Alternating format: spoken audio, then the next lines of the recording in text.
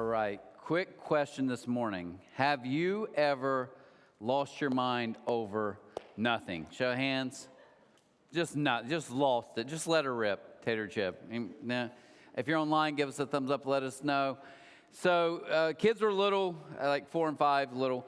Had an interview in the evening, big deal, kind of amped for it, and get myself revved up and ready to go. And in the middle of that, I realized as I'm heading out the door and it's time to go and I'm 15 minutes away and I got to be there and, whatever time, I can't find my keys. And so in the middle of not being able to find my keys, I start losing my mind. So, of course, I get both my kids. I line them up like a little FBI interrogation, and you go good cop first. You guys with parents, how you do this. Good cop's like, hey, listen, Dad's not mad. Your dad's not mad. You probably hid my keys. And they're both playing dumb, like, we don't know what's going on. I'm like, I know you hid my keys. So then you go bad cop. You start threatening their lives. Well, I lose my mind because I can't find my keys. I did the whole not here. I look to my wife, and my wife will verify this, okay? She's been with me long enough, and we've been married for a few years at that point. She knew I put my keys somewhere different every day. So when I say, I can walk up to all of you and be like, I can't find my phone, I can't find my keys, you would probably panic a little bit with me, like, oh my gosh, where's your phone? I promise she's like, it's somewhere, right? She just does not get it because I always put them somewhere different. Well, I'm kind of getting mad at her because she's not matching my energy. She's like, we'll find it. I'm like, I've got to go. And I said this, probably the dumbest thing I've ever said, and the time we kind of went at it a little bit. I looked her dead in the eyes and said, did you throw my keys away? You threw my keys in the trash. I said that. And I kid you not, she was like, this is what she said. She said, you know what, now that you say that, I did. I was actually cleaning on the counter. I saw your car keys, and I thought, oh, it would make sense to throw them in the trash can. And I did, and the trash left yesterday. So good luck with that. So now we're just like matching it. We're getting so worked up. I lost my mind.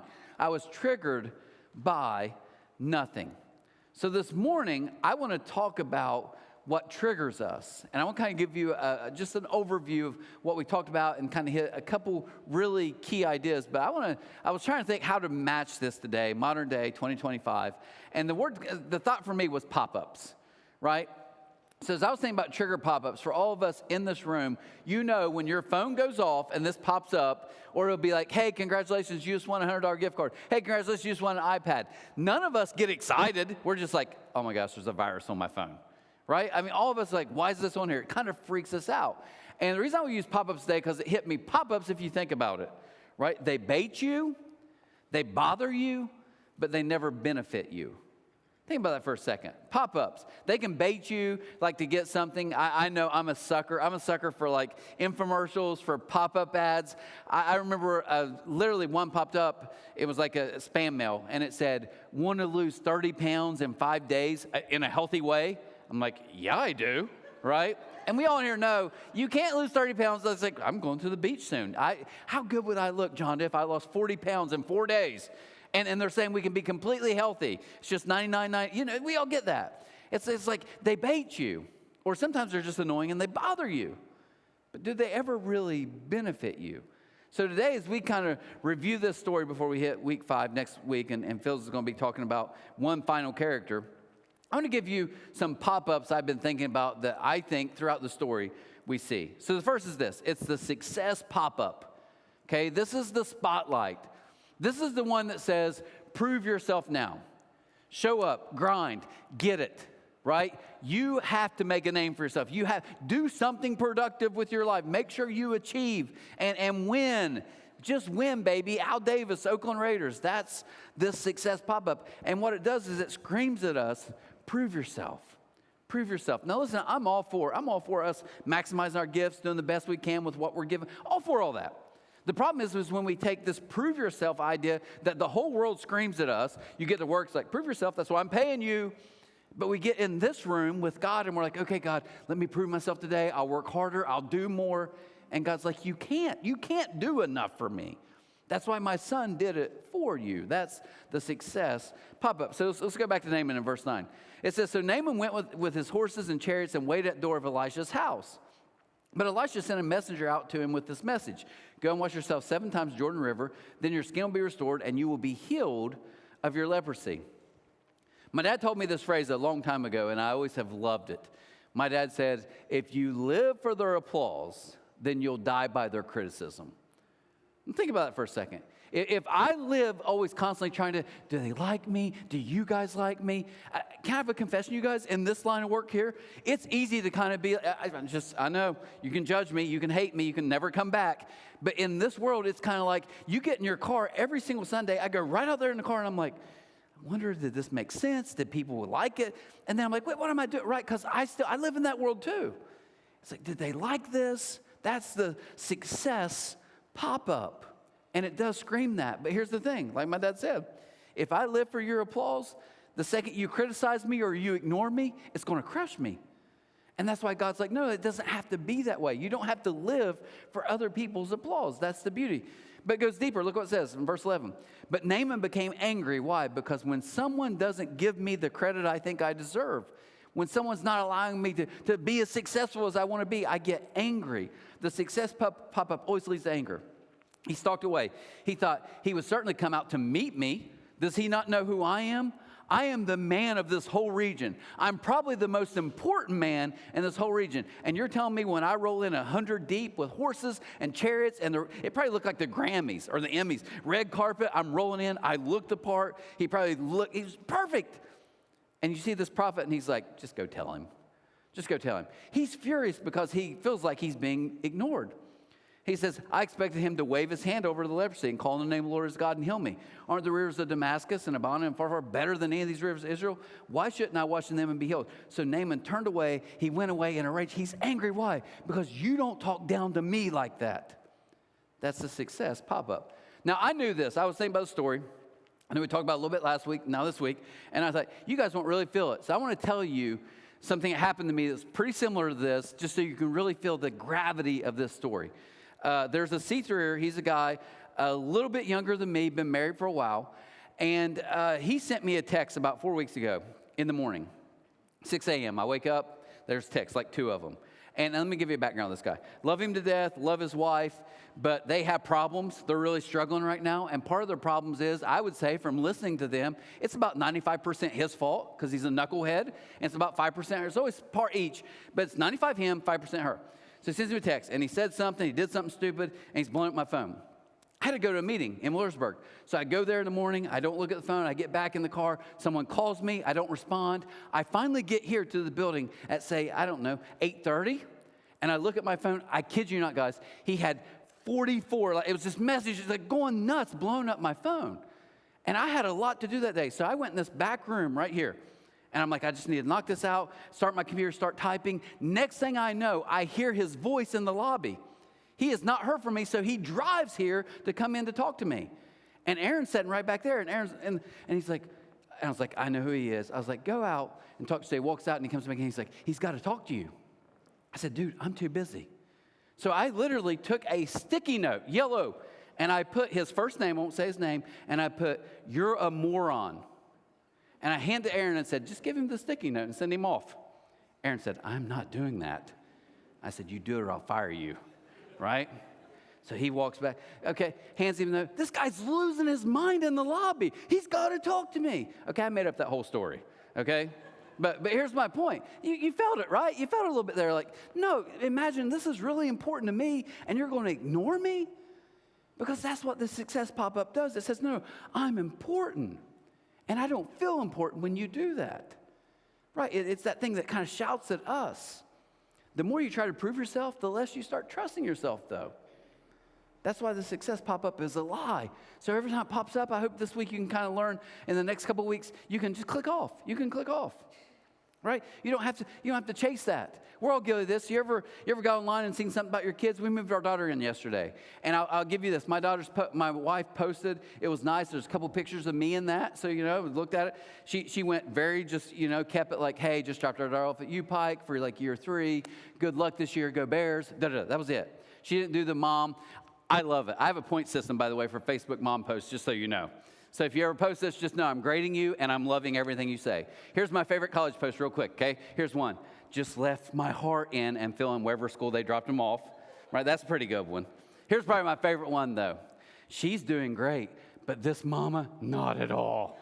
I'm like, I love it. That's like 100 points in my, when I read that and you guys send that, I'm like, love it. Thank you. That was the gift of the day.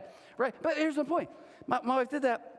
it popped up on my phone. I'm looking at it. So I looked because there's a picture of me. I looked awful, by the way. I did not know my head has gotten that big. But I'm looking like it's not a good picture of them, not a good picture of me. And there's like a ton of likes. You know, say 100. It doesn't matter. But here's the crazy part. And here's why I'm embarrassed to tell you guys. I look at that, and I clicked on the likes to see who liked it.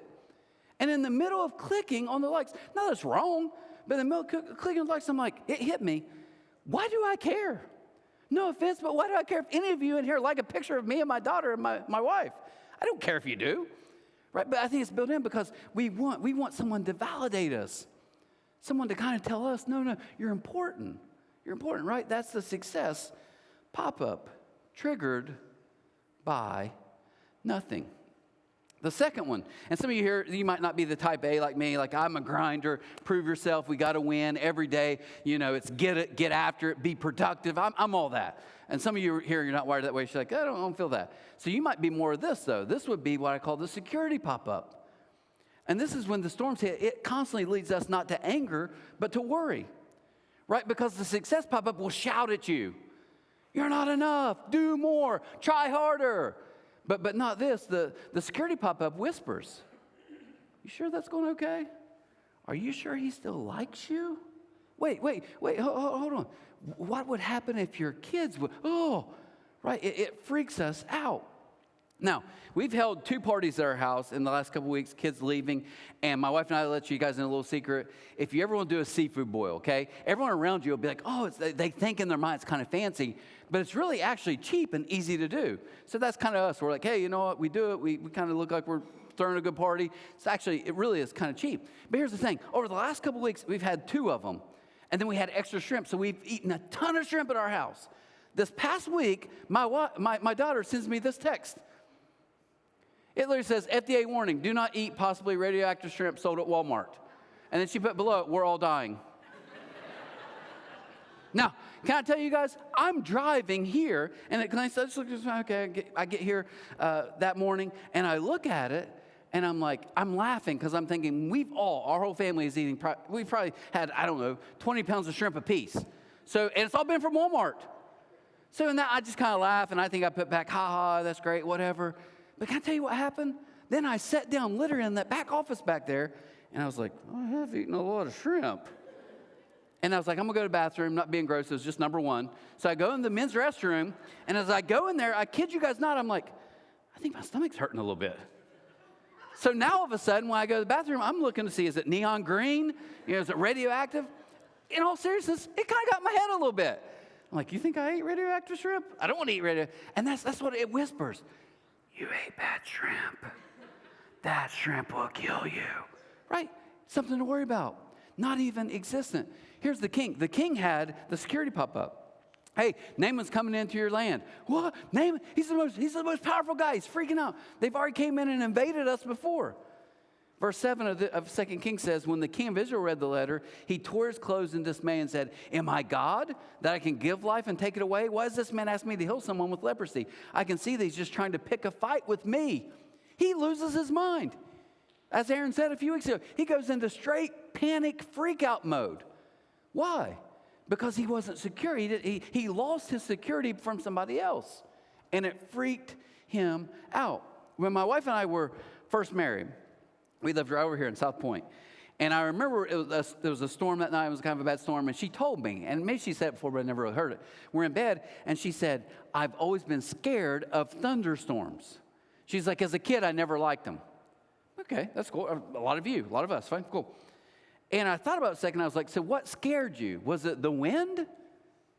And she kind of looked at me. I was like, because I get like wind. If it's a bad storm, tornado, wind can pick up my car and drop it on my house. It can kill me. That's scary. And it's real. And she's like, kind of looking at me. I'm like, okay, so is it lightning? Like lightning, literally, walk outside in the rain, get hit by lightning, you probably die. That's scary. But she said, no. She said, it's always the thunder that freaked me out. I'm like, oh, girl, thunder? But thunder it's no bite. It's just a sound. It blew my mind that night. I couldn't go to sleep. I'm like, thunder. And she's not saying, she's way smarter than me, get that. But it's like, no, the loud thunder, shaking of the windows, that's what freaks me out. But deep down, it's like worry. No, it's really not what you think. right? Some of you here, you're like this king. You're creating battles in your mind and fights. What does he want to pick a fight with me? He doesn't. No, I'm freaking out because this is so bad. You created a fight in your mind that doesn't exist because you're worried. You're creating extra stress in your life. Statistics show 9 out of 10, the rest of your life, 9 out of 10 things you worry about will never happen. So think about that 90% of energy. But I know what you worriers are like, yeah, but then I'll just put it, like I got to worry for all this. 9 out of 10 times. Think of the energy we waste freaking out. Why? Because we worry. We worry. We freak out because our security, we think, has been taken. There's a story in the New Testament where Jesus says, hey, I want you guys to get in the boat with me. We're going to the other side. In the middle of the boat, this huge storm takes place, okay?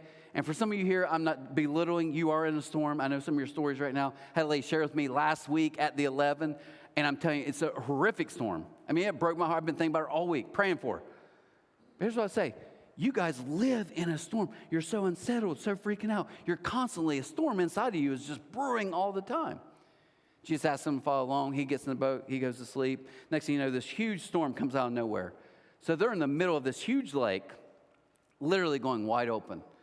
So this morning, what I want to do is I want you guys to feel the storm with me. I want you to imagine being on the boat with these guys, okay? So just feel this storm for just a second, okay? And we're going to drop these lights. Now, think about being on a boat in this moment. Freaking out. We're moving around. Where's the Lord? What do we got to do? But there was one person who literally was asleep. Jesus, don't you care? Don't you care we're going to die? That's what we say, right? Jesus wakes up and literally says, peace, be still. And in that moment, it all stops completely. Now, here's what I love about that story. Notice what Jesus said. In the middle of the scariest storm of a lot of their lives, Jesus says a key word. He says, peace. Peace. I want peace. I want peace. I don't know about you, but I want peace in the middle of the storm. I want to be able to sit in the middle of that storm and do this. Right? That's what you want too.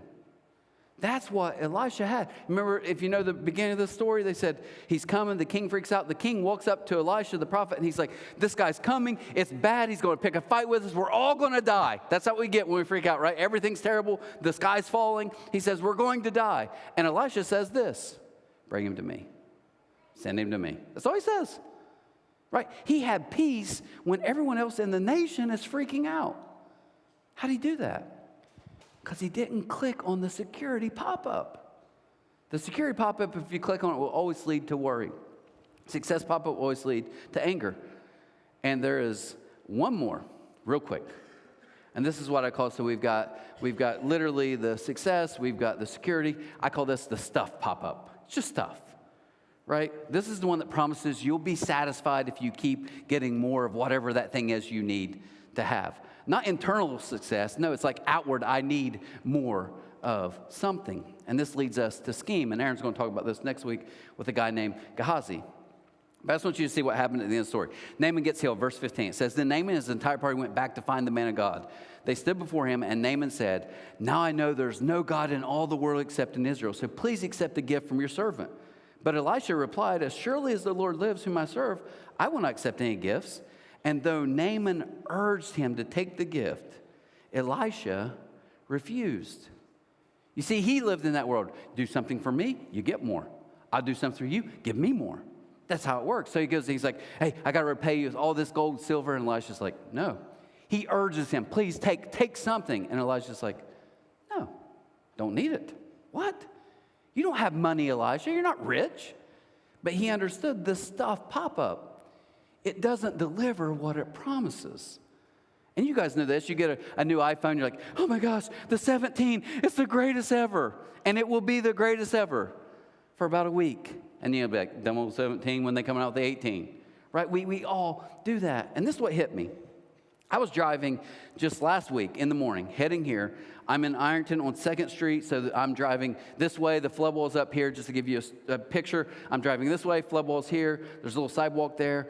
And I'm telling you guys, it freaked me out so much that I literally slowed down and just had to look at what I was seeing. There was a guy walking who looked quite a bit older than me. So I'm going to guess 50s, 60s, not a very big guy, probably even smaller than me. And he is carrying a dog, I assume his dog. But it's like a German Shepherd. And I'm watching this tiny guy carry a German Shepherd that probably weighs more than him. And in the middle of carrying this dog, he's sweating, I can just tell looking at him, he looks like he's going to fall over and die. So I start slowing down, not because I wanted to help him, I forget that. I slowed down because I thought, why is he carrying his dog? His dog didn't look hurt. Actually, that German Shepherd's tongue was out. He looked happy. The German Shepherd's like, man, humans are so dumb. But he is like in the middle of this heat. It was so hot that morning. He's struggling, carrying his dog. And I so bad wanted to stop and be like, what are you carrying that dog for? Right? I mean, if he broke all of his paws, I get it. Fair enough. Love your dog. But are you just carrying him because it's hot? Right? You could ride that dog. He's bigger than you. I don't get what's going on. He's struggling so much. So much. And I knew that story wouldn't land because all of you love your dogs. Like, I carry my dog. Okay, be a weirdo. Do that. Okay? You don't understand he's part of, okay, I get it, I'm sorry I didn't grow up in that family. We probably weren't we were mean to animals. We didn't love them, though. Matter of fact, I'll tell you this. I told the 930, we named, people be like, oh, yeah, that's little Scooter. You guys have these cute names for dogs. You know what we named our dogs? We had a dog, white dog. We had black dog. I'm not making this up. We had brown dog. And we had white goat. Right? Well, they're dogs. I know you guys can't handle it. You're like, no, they're family. Okay, I get it. But he is like struggling. So he's carrying, he's about to die. And it hit me when I pulled off. I thought, he is causing a lot of stress on himself that he doesn't probably have to. Now, he might watch this online. He might send me a message and be like, my dog got hit by a car. All of his legs were broke. He's struggling. Okay, I get it. But, man, that's a tough dog if he got hit by a car because he was so happy, right, as he was just carrying the stuff.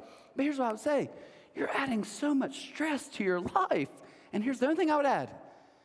I don't know if you need to. I don't know if you need to work that hard to get that. I don't know if you need to work that hard to have that. So as I was thinking about this, and I thought, okay, I'm going to tell you guys this. You young people in the house, you're going to be like, oh, okay, this is thousands of years ago. I get it. What's it really matter? Fair enough. You tried to add pop-ups to make it relative, but it's really not. Okay. But then it hit me as I was thinking just the other day. Jesus in Matthew 4 says he gets tempted by the enemy. He's been fasting for 40 days, hasn't ate at all, hungry, and it says the enemy came to tempt him. And I started thinking about he tempted him 3 times. And here's what's interesting. You guys remember the first one? The first one, literally, he took him to this high tower, and he looked at Jesus and he said, jump. And he says this phrase, he says, you know God will protect you. Jump, and the angels will catch you. They'll carry you. So I don't know if he knew that Jesus would levitate, if he wouldn't hit the ground, if he'd stop right. I don't know. I don't know what happened, but he said that. And Jesus is like, not doing it. But what was he doing? He was saying, no. And he uses this phrase. He says, if you jump and don't get hurt, then it will prove. Catch that word? Then you'll be able to prove to people who you are. And Jesus is like, he hadn't been eating for 40 days, guys. And it says literally the enemy's second one, he's like, okay, that didn't work. He says, take these stones and turn them into bread. I mean, you don't have much money, Jesus. How do you even know what you're going? You're hungry now, but what if you go another 30 days? What if you don't have food for 20 days? Oh, you can freak out. You can worry. And he says, so just turn these stones into bread. You'll have something to eat. You'll have security. You'll be safe. Jesus doesn't have it. And then so that doesn't work. So the third one, it says he literally takes him to his highest place, and he looks over all the kingdoms that's visible. And the enemy says this. He says, if you would just bow down and worship me, you can have everything. Everything. All of this is yours. You can have the whole world. And Jesus shuts it down. So think about that. The plan hasn't changed. It hasn't changed in 4,000 years, 2,000 years ago. I would argue today it still hasn't changed because it's a good plan. Because that's how he knows that he's going to trip us up with these pop-ups. What's a pop-up do? It baits you. It bothers you. Never benefits you, though. And that's exactly what these lies do every single time. So hear this. if your joy depends on what you can lose, if your joy depends on what you can physically lose, you'll never keep it. Your joy has to be something deeper than that. Oh, yeah, I forgot to tell you. I forgot to finish the car key story. So anyways, back to the beginning. Can't find my keys, freaking out. I'm yelling at everybody. My wife's already told me she's throwing them in the trash because I asked her, so she's lost her mind. We look around. I think we end up going to every room. We're looking under couches, whatever. So I go back into our front room, okay, and she's in another room looking on a couch looking for the keys. Anyways, and as I'm looking for it, I'm like, they're nowhere. I'm already late for this meeting. It was like a really kind of an important deal. I'm all dressed up. I look nice. I'm freaking out, and I'm like, okay, not in my pockets. They're not in my. Oh, boy. It was in my back pocket. So I literally yelled, Jonda, found the keys. Where were they? Kids put it under the couch. All right? You're not about to tell her that. Like, I told you they did it. She's like, okay, for once, because you normally just misplace them. But here's what I'm telling you that. You can make fun of me. I give you full permission that I lost my mind. I was triggered by nothing. But I was also triggered by something that I thought was missing that I had all along. Now, you can make fun of me for that. But can I get permission today before we leave, as we close, to make fun of you for a second? Because I think God would say today, some of you are getting triggered by something that you are trying to find, you're searching for, you're trying to get. And because of the good news of the gospel, you've had it all along. I would argue this, okay? And you older people, my age and older, we've basically lived our lives. We're done. Take a nap, okay? That ship sailed. Younger people, though, I want you to hear. This is what I want you to hear from me. I would argue this. At the end of your life and throughout the rest of your life, I believe this wholeheartedly. What humans really want, three big things. We want meaning. None of us want to just go through life and be like, did it matter? Was all this for it? We get to the end of our life, we're like, what was really important here? We want to have meaning. We want some importance to our life. And what the enemy does is he takes that and he construes it and says, no, be successful. That'll give you meaning. I know a lot of successful people that are still empty, right? But that's it. The second thing, though, we want, deep down, we all want to be settled.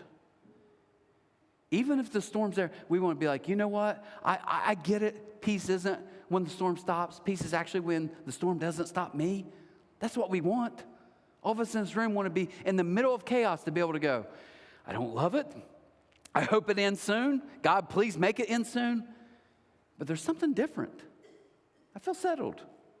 I don't feel like I'm going to lose my stuff today. So we want meaning. We want to be settled. And at the end of the day, we want happiness. We want to be happy. So the enemy tricks us and he says, no, if you keep trying to get this stuff and more stuff is what will make you happy. And you get older and you're like, but why didn't it?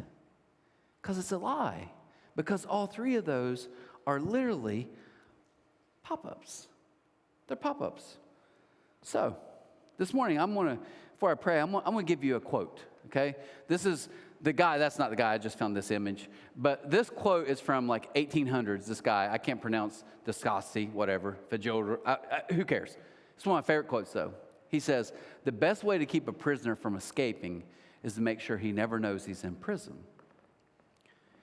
Can I tell you today, I believe the greatest scheme ever made of the enemy is he's keeping so many of us in a prison and we don't even know it. So many of us in this room, we're chasing more. Man, if I just do more. And guys, I'm telling you, that one I get more than any of them. My wife, she would feel the second one. She's a worrier. Like, oh my gosh, what if this happens to kids? What if this, like, she can just spiral in worry. But I'm going to be honest with you guys, I worry some, but no, I'm just like, I got to do it. I got to win. I got to be successful. And I'm telling you, my wife will tell you. The other day, I put this in our little devotional, but it happened. The other day, Larry, this is how sick I am. We're getting ready to play in a game, and I'm telling my wife, I'm like, I've been trying to do this because it's psychological warfare. I'm trying to get rumors started to people so it'll go back to certain people, and then I'll mess with them and their game plan. I had a great plan. It was so good. My wife looked at me, and she said, you know you're sick, right?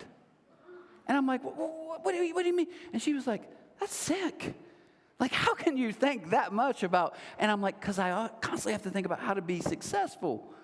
But if I stop for a second, it's like, why? Why? Now, here's the good news for all of you. Just like the keys, the good news of the gospel is you've had it all along. You know what? If God approves of me, then I don't have to prove myself to anybody. I can use my gifts up here. I can use my gifts every day at work. I can use my gifts in my community, and I get to really push and maximize my gifts. I think God wants me to do that. But I'm not doing any of that to prove anything to anyone. And you know what that gives me? Peace. Some of you in here, though, here's what I can say. So if God already approves of me, I don't ever have to prove myself, not to you, not in a relationship, not to anybody else. Second one real quick, though. How about this? If God's in control, then I don't have to be. So in the middle of a storm that I hate and it's miserable, and I can say, God, take it away, please, right now. It's miserable. I never will do this again. But I can do this. I'm not in control. He is. I'm going to trust him. And here's the last thought I want to give you. Some of you keep chasing because you want more, but it's never enough. So what if you could learn the good news of this? God says, you really want to be satisfied? You'll only be satisfied true in life through me. Through me. So once I learned, okay, I truly get my joy and happiness from God. I don't have to be in control because he is. And at the end of the day, I don't have to prove myself to anybody because he already approves of me. See, literally, Jesus answered the problem. And I think Jesus would say to us, because he knew it when the enemy tempted him, what you keep fighting for and straining for and freaking out about, you've had all along. It's been with you. You don't have to be in a prison. So this week, as we pray, okay, you can close your eyes for a second. Here's what I'm praying for you guys. And I prayed this week literally for you guys. You're like, you don't know my name. I know, but I just prayed for you in general at C3. I prayed this week, all of you in this room, all those watching online, that you would catch the pop-up. When you get triggered, nothing else, you would just acknowledge that it's there. So when you find yourself literally like just you're grinding, you're getting it. Let me just step back and say, but why? What am I really trying to do here? Some of you here who freak out and you're so stressed and so worried about so many unknowns. Today my prayer is you can say, God, if you're in control, then I don't have to be. And last but not least, some of us keep thinking, if I just can get more or better or upgrade or something else, man, it will change. If I could just move, if I could be somewhere else, man, it would make everything better. Somewhere, something is always better to make me happy. And God's like, you've had this happiness all along. When we realize that we are fully satisfied by God himself, everything else is simply a gift. You see, if there's anything in my life that gives me joy that I can lose, then that means my joy will be a roller coaster. But it's deeper than that. So today, God, I pray for this group of people. I pray you help us to walk in freedom. You tell us you came to set the captives free. God, there's some of us in this room right now that are in a heavy prison and we don't even acknowledge it. You came so we could be free. So today I pray when I get tempted by the success pop-up that I can just X off. I pray for a lot of people in this room when they get the security pop-up and they start to freak out and worry about tomorrow and the next day and next week, that they can just take a deep breath and click off. God, I pray for some of us who just keep chasing more and more. But it's never enough to be able to say today, enough is enough. You're the one who satisfies. So God, I pray that we'd realize today that the things we want the most, you've already given all those to us. So now we get to live in joy. We get to live settled. We literally get to live in peace and approved. Thank you for that amazing gift. Today, I pray for these people as we walk out these doors, we would be and see that good news to those around us. We ask this in your name, and amen. Guys, hope you have an amazing week. Love to see you back for week 5 as we finish the series. Take care.